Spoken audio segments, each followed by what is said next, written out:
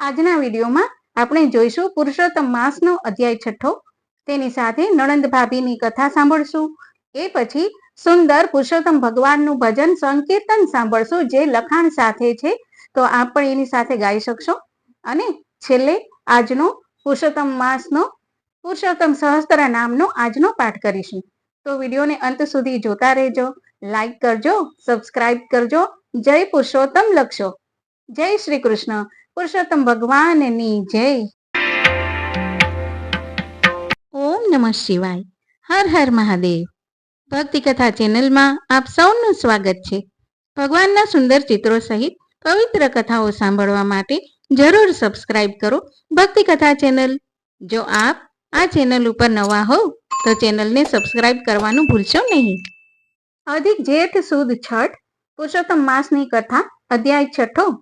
શ્રી કૃષ્ણ સમક્ષ મળમાસ. શૌનકાદિ મુનિઓએ સૂત પુરાણીને કહ્યું, ગોલોકમાં ગયા પછી મળમાસનું શું થયું તે કથા અમને કહો. આથી સૂત પુરાણી બોલ્યા, હે મુનિ શ્રેષ્ઠો, નારાયણ ભગવાને નારદજી આગળ આટલી કથા કહ્યા પછી આગળ જે કથા કહે છે તે જ હું તમારી સમક્ષ કહું છું, તે સાંભળો. શ્રી નારાયણ ભગવાન નારદજીને ઉદ્દેશીને બોલ્યા, ગોલોકની વચ્ચે શ્રી કૃષ્ણનું રમણીય મંદિર છે. તે મણિ અને રત્નોથી જડેલ છે. તેના તેજથી અંજાયેલ શ્રી વિષ્ણુ ભગવાન મળમાસને પોતાની પાછળ રાખી ગોલોક તરફ આગળ વધવા લાગ્યા. તેઓ ગોલોક પહોંચ્યા. શ્રી વિષ્ણુ ભગવાનને જોઈ દ્વારપાળો બધા ઊભા થઈ ગયા અને તેમના ચરણોમાં વંદન કર્યા. તેઓ અંદર પ્રવેશતા ગોપીઓની વચ્ચે વીંટળાયેલા શ્રી કૃષ્ણ ભગવાનના દર્શન થયા. તેમને નમન કરી શ્રી વિષ્ણુ ભગવાન અને મળમાસે સ્તુતિ કરવા માંડી. આપ વ્યાપક, ગુણોથી પર, અવિનાશી, અવિકારી, ભક્ત સમક્ષ પ્રગટ થનારા અને ગોવાળનો વેશ ધારણ કરનાર ગોવિંદને અમે વંદન કરીએ છીએ. મેઘ જેવા શ્યામ, કામદેવ જેવા સુંદર, સૌમ્ય સ્વરૂપ, સુંદર મુખાકૃતિ વાળા એવા આપને અમે ફરીથી વંદન કરીએ છીએ. શ્રી કૃષ્ણ ભગવાને શ્રી વિષ્ણુ ભગવાનને સિંહાસન ઉપર બેસાડ્યા. પછી પૂછ્યું, આ ધ્રુજી રહેલ કોણ છે? અહીં શા માટે આવ્યો છે? એ કેમ રડે છે? આ વચનો સાંભળી ભગવાન વિષ્ણુએ મળમાસનું સમગ્ર દુઃખ તેમની સમક્ષ વ્યક્ત કરતા કહ્યું, આને મળમાસ કહે છે. એનો કોઈ અધિષ્ઠાતા સ્વામી નથી. સૂર્યનો પ્રકાશ એનાથી દૂર રહે છે. આ મલિન હોય, સર્વ કાળે શુભ કાર્યોમાં અયોગ્ય ગણાય છે. અધિષ્ઠાતા વિનાનો હોવાથી મળમાસમાં કોઈ દાન, વ્રત આદિ કરતું નથી.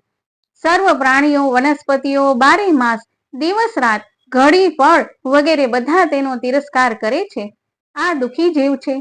તેણે મારી પાસે આવીને પોતાની દુઃખદ આપવીતી મને કહી, જેથી તેના દુઃખના નિવારણ અર્થે હું તેને આપની સમક્ષ લાવ્યો છું. આપ સંકટ વિમોચક, ભયાનક અને કૃપાળુ છો, તો આપ તેનું દુઃખ દૂર કરો. આપના શરણે આવનારનું દુઃખ અવશ્ય દૂર થાય છે. મારી વિનંતી છે કે આ મળમાસનું દુઃખ દૂર કરી મારું આગમન સફળ કરો. શ્રી બૃહદ નારદીય પુરાણના પુરુષોત્તમ મહાત્મ્યનો શ્રી કૃષ્ણ સમક્ષ મળમાસનું વર્ણન નામનો 6થો અધ્યાય સંપૂર્ણ. બોલો પૂર્ણ પુરુષોત્તમ ભગવાનની જય. હવે આપણે સાંભળીએ પુરુષોત્તમ માસની પાવન કથા, નિર્મળ નણંદ અને અભિમાની ભાભીની કથા. એક ગામમાં બ્રાહ્મણ બ્રાહ્મણી રહે. તેમને સંતાનમાં 7 દીકરા હતા. હજી દીકરાઓ નાના હતા અને ભણતા હતા. બ્રાહ્મણ ગામમાં ભિક્ષાવૃત્તિ તથા કથા વાર્તા કરી આખા કુટુંબનું માંડ માંડ પૂરું કરતો હતો. કેટલીક વાર બ્રાહ્મણ અને બ્રાહ્મણીને ભૂખ્યા પેટે સૂઈ રહેવું પડતું. આવી ગરીબ હાલત છતાં બ્રાહ્મણ અને બ્રાહ્મણીમાં ખાનદાની અને ધાર્મિક ભાવના પૂર્ણપણે ભરેલા હતા. બ્રાહ્મણીનો ભાઈ તે જ ગામમાં રહેતો હતો. તે પૈસે ટકે સુખી હતો, ખાનદાની હતો, પણ તેની પત્ની ઈર્ષાળુ અને અભિમાની હતી. ભાઈના ઘરમાં ભાભીનું ચલણ હતું. ભાભી કહે તે થાય, ભાઈ ભાભી કહે તેમ વર્તે. ભાભી ભાઈને કહે, તમ તમારે વેપાર કરી રાખો, ઘરમાં અને વ્યવહારમાં તમારે માથું મારવું નહીં, હું બધું સંભાળી લઈશ. આ ભાઈ ભાભીને સંપત્તિ ઘણી, પણ એકે સંતાન નહીં. કુદરતનો નિયમ પણ કંઈ અજબ છે. જ્યાં ખાવા ના હોય ત્યાં ઢગલાબંધ બાળકો હોય, જ્યાં ખાવા હોય ત્યાં ખાનાર ન હોય. એવામાં પુરુષોત્તમ માસ આવ્યો. બ્રાહ્મણ અને બ્રાહ્મણીએ પુરુષોત્તમ માસનું વ્રત કરવાનું નક્કી કર્યું. બીજી બાજુ બ્રાહ્મણીની ભાભીએ પણ આ વ્રત કરવાનું રાખ્યું. બ્રાહ્મણ અને બ્રાહ્મણી સવારે વહેલા ઉઠીને નદીએ સ્નાન કરવા જાય, કાંઠા ગોરમાનું પૂજન કરે, કથા વાર્તા સાંભળે, શક્તિ મુજબ દાન દે અને ઘરે આવે. પુરુષોત્તમ ભગવાનનું નામ સ્મરણ કરી ભક્તિ કરે. ભાભી સવારે મોડી ઉઠે, નાહવા માટે નદીએ જાય, ખોળિયું માંડ માંડ પલાળે અને ભાગમ ભાગ કરતી ઘેર દોડી આવે. તે તો સંતાન પ્રાપ્તિના અર્થે જ પરાણે પુરુષોત્તમ માસ કરતી હતી. તેને તેમાં બહુ રસ નહોતો. પુરુષોત્તમ માસ પૂરો થતા ભાભીએ તેનું ઉજવણું કરવા વિચાર્યું. પતિ પાસે સંમતિ લઈ તેણે દૌન દમાન સાથે ઉજવણીની તૈયારી કરવા માંડી. તેણે ઘણા સગા વહાલાને જમવા માટે આમંત્રણ આપ્યું. લોક લાજને કારણે તેણે નણંદને કહ્યું, હું પુરુષોત્તમ માસનું ઉજવણું કરું છું, એટલે તમે સાગમટે જમવા આવજો. બધા છોકરા અને પતિ સાથે હું બોલાવું ત્યારે જ આવજો. ખાઉં ખાઉં કરતા દોડ્યા ન આવતા. સૌ જમી રહ્યા પછી હું બોલાવવા આવીશ. આટલું કહી ભાભી ચાલી ગઈ. બ્રાહ્મણીને તેની ભાભીના વેણ સાંભળી ઓછું આવી ગયું. તેની આંખમાં જળજળિયા આવી ગયા. તેણે ધીમે રહીને આંખ લૂછી નાખી, કેમ કે છોકરાઓ પાસે ઊભા હતા. હરખ ઘેલા થઈ છોકરાઓ નાચવા લાગ્યા. મામાના ઘેર સાંજે જાત જાતનું જમવાનું મળશે તે આશાએ છોકરાઓએ સવારે ખાધું પણ નહીં. બ્રાહ્મણી વિચારવા લાગી, ભાઈ પૈસે ટકે સુખી છે, તેને મદદ કરી શકે તેમ છે, પણ ઈર્ષાળુ ભાભીના હાથમાં ઘરનો કારોબાર હોવાથી આજ દિન સુધી ભાઈ ભાભીએ તેમને જરા પણ મદદ કરી નથી. ભાભીના મેણા ટોણા સાંભળવા મળશે તે બીકે તે ભાગ્યે જ પિયરમાં જતી. ઘણા વર્ષો થયા છતાં ભાઈ ભાભીએ તેને વારે તહેવારે એક કપડું પણ આપ્યું નથી. પછી ભાણેજડાને તે શું આપે? આવી ભાભી લોકલાજે આમંત્રણ તો આપતી ગઈ છે, પણ આશા નથી કે તે મને બોલાવવા આવે. સાંજ પડી. સગા વહાલાઓ બધા બની ઠની તૈયાર થઈ જમવા જવા લાગ્યા. બ્રાહ્મણીના બાળકો પણ માને કહે, માં, અમને બધાને તૈયાર કર, અને તું અને મારા પિતા પણ તૈયાર થઈ જાઓ. આપણે બધાએ આજે મામાને ત્યાં જમવાનું છે, તેથી મોડું ના કરશો. સવારના ભૂખ્યા છોકરાઓને બ્રાહ્મણી માંડ માંડ સમજાવીને શાંત રાખવી. આપણે તો ઘરના માણસ, સૌ જમી લે પછી જઈએ તો જ શોભે. હમણાં તમારી મામી તમને બોલાવવા આવશે, પછી આપણે જઈશું. આમ કરતા દિવસ આથમી ગયો. બધા જમી જમીને પાછા ફરવા લાગ્યા, પણ મામાના ઘરેથી કોઈ તેડવા ન આવ્યું. છોકરાઓ ધમ પછાડા કરતા સૂઈ ગયા. ત્યારે બ્રાહ્મણીનો જીવ કકડવા લાગ્યો. હું કેવી અભાગણી કે મારા ભાઈને ત્યાં આખું ગામ જમ્યું, જ્યારે મારા છોકરાઓ ભૂખ્યા રહ્યા. છોકરાઓ સવારે પૂછશે તો હું તેમને શું જવાબ આપીશ? ભૂખ્યા પેટે સૂઈ ગયેલા છોકરાઓને સવારે કંઈક ખાવા આપવું પડશે, માટે લાવ ભાઈના ઘેર જાઉં અને ઘરની બહાર પતરાળા પડ્યા હશે એમાંથી કંઈક લેતી આવું. આમ વિચારી તે ભાઈના ઘર તરફ જવા લાગી. ભાઈના ઘેર જઈને જોયું તો ઘરમાં મંગળ ગીતો ગવાય છે, આનંદ મસ્તી થાય છે, વાતોના તડાકા ચાલે છે. બ્રાહ્મણી ધીમા પગલે પતરાળાના ઢગલા પાસે ગઈ. આત્મા કકડે છે, પતરાળા લેવાનું દિલ થતું નથી, પણ ભૂખ્યા થયેલ છોકરાઓને પટાવવા આ બધું તેને કરવું પડે છે. તેણે સાડલાના છેડે થોડાક પતરાળા બાંધી લીધા અને ગુપચુપ ત્યાંથી પાછી ફરી. બ્રાહ્મણીએ ઘેર આવી પતરાળામાંથી વધ્યું ઘટ્યું લઈ લાડવા વાળ્યા. પછી બધા પતરાળાને વાળી ઘરની બહાર પાછળના ભાગમાં ફેંકી દીધા. તે રડતી કકળતી ભગવાનનું નામ લેતા લેતા સૂઈ ગઈ. બ્રાહ્મણી સવારે વહેલી ઉઠી અને ઘરની પાછળ નાખેલ પતરાળાને ભેગા કરી ઉકરડે નાખી દેવાનો વિચાર કર્યો. જ્યાં પતરાળા તરફ નજર કરી તો બધાએ પતરાળા સોનાના થઈ ગયેલ હતા. તે આ જોઈ આભી બની ગઈ. તેણે બે હાથ જોડી પુરુષોત્તમ ભગવાનને નમન કર્યા. તે તરત પતિ પાસે જઈને તેમને જગાડ્યા અને બધી વાત કરી. બ્રાહ્મણી પુરુષોત્તમ ભગવાનની કૃપા માની આનંદિત થયા. બ્રાહ્મણ બોલ્યો, ભગવાન પુરુષોત્તમનું વ્રત આપણને ફળ્યું છે. તેમણે આપણી ગરીબી જોઈ આપણો ઉદ્ધાર કર્યો છે. ત્યારે બ્રાહ્મણી બોલી, તમે આમ લાલચમાં ન પડો. આ પતરાળા આપણા નથી, મારા ભાઈના છે. જે વસ્તુ જેની હોય તેને પાછી સોંપી દેવી જોઈએ, એમાં જ પ્રભુ રાજી રહે છે. બ્રાહ્મણ ગરીબ હતો, પણ ધર્મના માર્ગે ચાલનાર હતો. તેને પત્નીની વાત સાચી લાગી. તેણે પત્નીને કહ્યું, તું કહે તે બરાબર છે. આપણે લાલચમાં આવી આ પતરાળા આપણે ત્યાં રાખવા ન જોઈએ.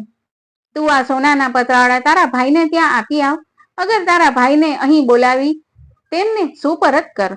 બ્રાહ્મણી તરત ભાઈના ઘરે પહોંચી. ભાઈ ભાભી હમણાં જ ઉઠ્યા હતા. બહેનને આવેલી જોઈ ભાઈ બહાર આવ્યો.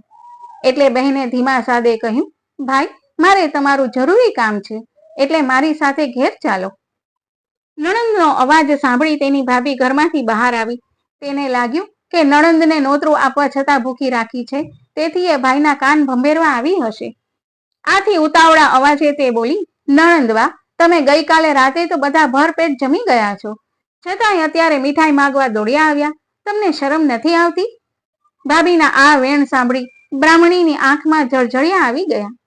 દીધા નોતરે ભાણેજડા ભૂખ્યા રહ્યા એ વાતનું દુઃખ તો હતું જ, એમાં ઉપરથી આવું બોલી ને ભાભી ડામ દઈ રહી હતી. કહેવા માટે તો જીભ તો સળવળી, પણ વાત સાંભળી ભાઈનું દિલ દુભાશે એવા વિચારથી તે મૌન રહી. ભાઈ બોલ્યો, કાલે તમે જમવા આવ્યા હતા, છતાં મને મળ્યા પણ નહીં. મારે તને કાપડું આપવાનું હતું. આમ છતાં બ્રાહ્મણી કંઈ બોલી નહીં અને ભાઈને લઈને પોતાના ઘેર આવી અને સોનાના પતરાળા તેની સન્મુખ મૂકી બોલી, ભાઈ, આ સોનાના પતરાળા તમારા છે, તમે લઈ જાઓ. આ પતરાળા ઉપર અમારો અધિકાર નથી. ભાઈ આ સોનાના પતરાળા અને બહેનની વાત સાંભળી નવાઈ પામ્યો. તે બહેન સામે જોઈ રહ્યો અને બોલ્યો, આ બધું શું છે તે મને સમજ પડતી નથી. તું મને વિગતથી સમજાવ એટલે કંઈક સમજ પડે. ત્યારે બ્રાહ્મણી આંસુભરી આંખે કહેવા લાગી, ભાઈ, હું ખોટું નહીં બોલું. મારી ભાભી મને જમવા માટે ગઈકાલે નોતરું આપવા આવી હતી અને કહેલ કે હું તમને જમવા બોલાવવા આવું ત્યારે જ તમે બધા જમવા આવજો. રાત પડવા છતાં અમને કોઈ બોલાવવા આવ્યું નહીં, એટલે તારા ભાણેજડાઓને ભૂખે પેટે સુવડાવી દીધા. પછી મને વિચાર આવ્યો કે સવારે છોકરાઓ મામાના ઘરનું મિષ્ટાન ખાવા માંગશે તો હું શું જવાબ દઈશ. આથી કરીને હું તારે ત્યાં મોડી રાત્રે આવી ત્યારે તમે બધા ધમાલમાં હતા, તેથી મારા ઉપર નજર ન પડી. બહાર પતરાળાનો ઢગલો પડ્યો હતો, એમાંથી થોડાક પતરાળા હું ઘરે લઈ આવી. વધ્યા ઘટિયાના લાડવા વાળ્યા અને તે પતરાળા ઘરની બહારના ભાગે નાખી દીધા. સવારે વહેલી ઉઠી તે પતરાળા ઉકરડે નાખવા લઈ જવા હું ઘરની પાછળ ગઈ અને તે ઉપાડવા જાઉં તો તે બધા સોનાના પતરાળા દેખાણા. મેં તારા બનેવીને આ વાત કરી અને અમે બંનેએ નક્કી કર્યું કે આ પતરાળા તારા હોવાથી આ ઉપર તારો અધિકાર છે, જેથી હું આ બધા પતરાળા તને આપવા માટે અહીં તેડી લાવી છું. બહેનની વાત સાંભળી ભાઈની આંખોમાંથી આંસુની ધારા વહેવા લાગી. એ હતા દુઃખના આંસુ. ગામ તેને ત્યાં જમી ગયું અને વાહવાહ બોલાવી ગયું, જ્યારે તેની બહેન બનેવી અને ભાણેજડા ભૂખ્યા પેટે સૂઈ રહ્યા. તેને પોતાની પત્ની ઉપર ઘણો તિરસ્કાર છૂટ્યો. બીજા હતા હર્ષના આંસુ. આટલું બધું વીતવા છતાં બહેન ભાઈને જણાવતી નથી અને સોનાના પતરાળા તેને આપવા તૈયાર થઈ છે. આ હતી ગરીબ બહેનની દિલાવરી અને ખાનદાની. ભાઈને રડતો જોઈ બહેને તેને આશ્વાસન આપી શાંત પાડ્યો. ભાઈ તરત સમજી ગયો કે આ ગરીબ બહેનના વ્રતનો પ્રભાવ છે. પુરુષોત્તમ ભગવાને તેના ઉપર કૃપા કરી છે. જ્યારે ભગવાને તેને આપ્યું છે એના ઉપર મારો હક ન ગણાય. જો હું આ લઉં તો પાપમાં પડું. છેવટે બહેનને ઉદ્દેશીને ભાઈએ કહ્યું, બહેન, આ પતરાળા ઉપર મારો અધિકાર નથી. આ તો તને પુરુષોત્તમ ભગવાને વ્રતના ફળ રૂપે આપ્યા છે. આ ધનમાંથી તું પુણ્ય દાન કર. આ તારું છે અને તું ભોગવ. આમ કહી ભાઈ પોતાના ઘેર ચાલ્યો ગયો. બ્રાહ્મણીએ આમાંનું થોડુંક સોનું વેચી રોકડ નાણું એકઠું કર્યું, ઘરને ઠીકઠાક કર્યું. બ્રાહ્મણી અને બાળકોના નવા કપડાં તૈયાર કર્યા. પછી જમણવાર ગોઠવ્યો. બ્રાહ્મણ અને બ્રાહ્મણી જાતે જઈને ઘેર ઘેર નોતરા દઈ આવ્યા. આ વાત ઉડતી ઉડતી ભાભીને કાને આવી. તેનું મન નારાજ થયું. તેણે તેના પતિને પૂછ્યું, મેં સાંભળ્યું છે કે તમારી બહેન જમણ કરે છે. તેણે આખા ગામને નોતરા આપ્યા છે, તે ખરી વાત? હા, વાત ખરી છે. પુરુષોત્તમ ભગવાને તેના ઉપર કૃપા કરી છે. તે હવે ગરીબ રહી નથી. આપણા કરતાં તે વધુ ધનવાન થઈ ગઈ છે. આખા ગામને તે જમાડવાની છે. આપણા ઘરે પણ નોતરું આપવા આવશે. થોડી વાર થઈ કે બ્રાહ્મણ અને બ્રાહ્મણી બંને તેમને ઘેર નોતરું દેવા આવ્યા. તેમને આવવા નોતરું દીધું અને ચોક્કસ આવવા કહ્યું. નણંદના નોતરાથી ભાભીના પેટમાં તેલ રેડાયું. પણ કરે શું? તેણે સમય પારખી નણંદ અને નણદોઈને આવકાર આપી સારું મનાવ્યું. સાંજે જમણવાર થયો. સૌ જમવા આવ્યા. 32 પકવાન અને 33 શાક પીરસાયા. પુરુષોત્તમ ભગવાને રસોઈમાં એવો તો સ્વાદ મૂક્યો કે સૌ કોઈ આંગળા ચાટવા લાગ્યા. બધા રસોઈના ભારોભાર વખાણ કરવા લાગ્યા. છેલ્લે ભાઈ, ભાભી અને પોતાના પતિ સાથે બ્રાહ્મણી જમવા બેઠી. સૌથી મોટો ભાણિયો લાડુ લઈને પીરસવા નીકળ્યો. તેણે બધાને ઘીથી લચપચતા લાડુ મૂક્યા અને મામીની થાળીમાં સોનાનો લાડુ મૂક્યો. સોનાનો લાડુ જોઈ મામી બોલી, ભાણેજડા, આ વળી તે મને શું પીરસ્યું? સોનાનો લાડુ ખવાતો હશે તોય ખરો છે. ત્યારે ભાણેજ ઠાવકું મોં રાખીને બોલ્યો, મામી, અમે રહ્યા ગરીબ, તમે શોભો તેવું પીરસ્યું છે, માટે પ્રેમથી જમો. તમારા ઘેર અમે જમવા આવ્યા ત્યારે તમે અમારી ઘણી સરભરા કરી હતી. એવી સરભરા અમારાથી નહીં થઈ શકે. આ તો ફૂલ નહીં ને ફૂલની પાકડી. ભાણેજનો ટોણો મામી તરત સમજી ગઈ. તેનો ભોઢબનો પાર ન રહ્યો. તેની આંખો ઉઘડી ગઈ. તેથી આંખમાંથી અનાયાસે આંસુ સરી પડ્યા. તેને ઘણો પસ્તાવો થયો. તેણે ઊભી થઈને નણંદની માફી માગી. નણંદે તેને માફ કરી. આ રીતે પુરુષોત્તમ માસનું વ્રત કરવાથી ગરીબ બ્રાહ્મણનો ઉદ્ધાર થઈ ગયો અને તે સુખ શાંતિથી પોતાના પરિવાર સાથે રહેવા લાગી. બોલો પૂર્ણ પુરુષોત્તમ ભગવાનની જય. હવે આપણે સાંભળશું શ્રી કૃષ્ણ ભગવાનનું સંકીર્તન. મારા ગોકુળના શ્યામ, વાંસળી વાળા શ્યામ, રાધાના પ્રાણ પ્રિય નંદલાલા શ્યામ. મોર મુકુટ શોભે માથે, પીતાંબર સુહાવે, મીઠી મીઠી વાંસળીથી સૌના મન હરખાવે.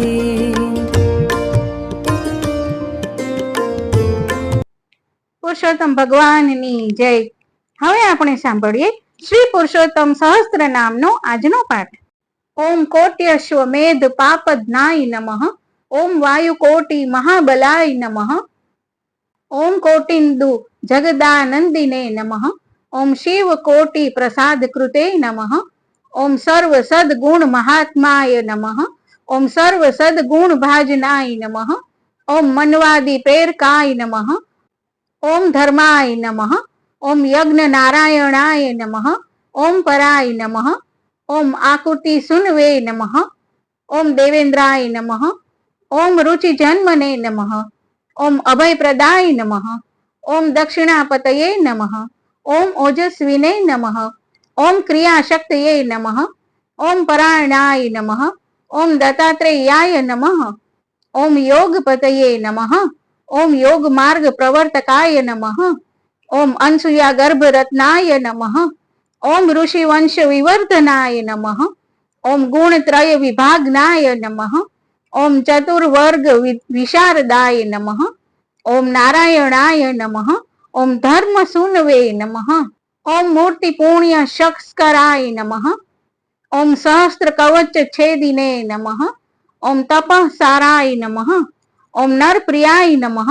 ઓમ વિશ્વાનંદ પ્રદાય નમઃ. ઓમ કર્મ સાક્ષિણે નમઃ. ઓમ ભારત પૂજિતાય નમઃ. ઓમ અનંતાદભૂત મહાત્મ્યાય નમઃ. ઓમ બદ્રિસ્થાન ભૂષણાય નમઃ. ઓમ જીતકામાય નમઃ. ઓમ જીત ક્રોધાય નમઃ. ઓમ જીત સંગાય નમઃ. ઓમ જીતેન્દ્રિયાય નમઃ.